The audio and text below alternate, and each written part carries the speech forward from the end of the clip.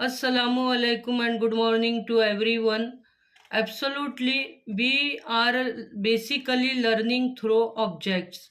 Today we will learn making the sentences related to a book.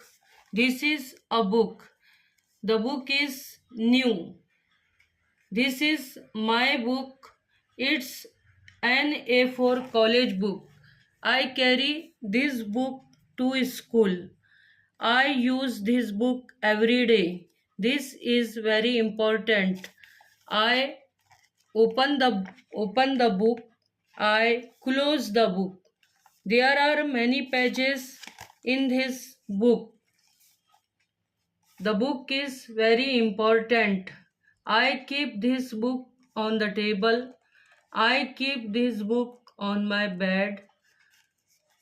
The picture of an ice cream pasted on this book.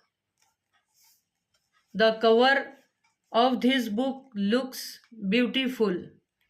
I like this book very much. Thank you.